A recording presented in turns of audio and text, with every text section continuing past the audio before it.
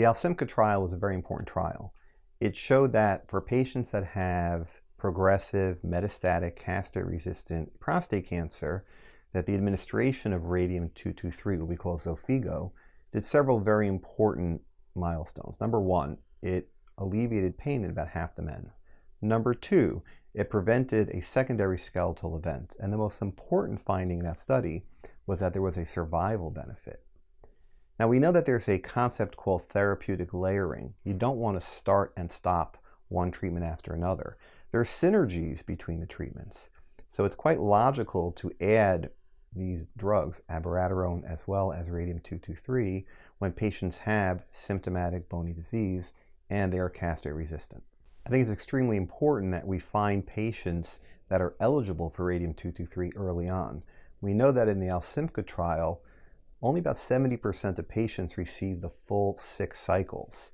And we know that patients that receive 5 to 6 cycles as opposed to 1 to 2 did much better.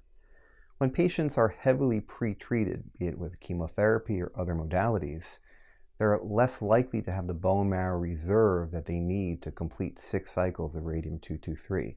So finding these patients early on, as soon as they have multiple sites of disease, even when they're early symptoms such as fatigue or difficulty with mobility, not necessarily even pain, it's important to initiate the drug at that point so that you can ensure the patients receive the full 6 cycles and gain the maximum benefit. If we can identify patients early on, especially as we begin to layer in additional therapies such as abiraterone or enzalutamide, the likelihood is that those patients will gain the maximum benefit. The important thing is that we have to work in a multimodality fashion. So we have to work with our medical oncology colleagues and our urology colleagues to make sure that we identify patients early on.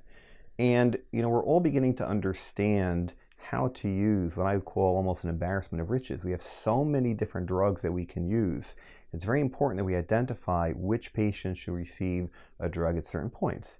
Patients that have high volume, bulky disease, large lymph nodes or visceral involvement certainly should receive chemotherapy. But if a patient is early on in their castrate-resistant phase and they have bony disease, those are the patients that should receive radium-223. A good relationship with a medical oncologist is critical so that we can agree on which patients should receive the various modalities. Radium-223 is approved for patients that have castrate-resistant metastatic disease. But you also have to have symptoms. And it's very important to sort out what are symptoms in prostate cancer. They're not only for patients that have significant pain, it could also be fatigue or difficulty with mobility. So it's very important to spend time with the patient and really clarify if they're at the point where they're symptomatic enough that radium-223 should be initiated. Once a patient is seen to have castrate resistance, which means that they're no longer responding to the initial Eligard or Lupron and their PSA is rising, that's a good time to initiate the secondary androgen receptor medications. It could be abiraterone or enzalutamide. But for a patient that has symptoms for their bony metastatic disease, that's when radium-223 should be added into the mix.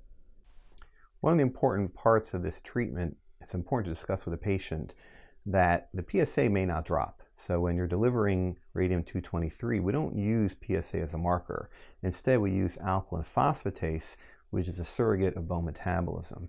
Very often, these patients have spent the last 5 to 10 years constantly looking at that PSA number. We do not expect that it's going to drop. In fact, it may rise unless we're using another drug such as abiraterone. But the alkaline phosphatase, as that drops from month to month, patients are often very reassured. When we identify patients early on, patients that have not been heavily pre-treated with chemotherapy, those patients tend to tolerate the radium-223 the best. They've got more bone marrow reserve, there's certainly less anemia and thrombocytopenia, as was found in the ALSYMPCA trial. So it's very important to work with our colleagues to identify these patients early on. For those patients that complete the full 6 cycles, they generally do extremely well. Because radium-223 is an alpha emitter, it has a very short, what we call action, so that you don't have to worry about radiation protection other than using gloves. For example, when I tell my staff when we're administering it, if there's ever going to be a spill, you take a piece of paper and put it on top of it. The range of the exposure is 2 to 10 cell diameters, so it's very, very safe. In terms of patients, as long as they use good bathroom hygiene, there are no precautions once they go home.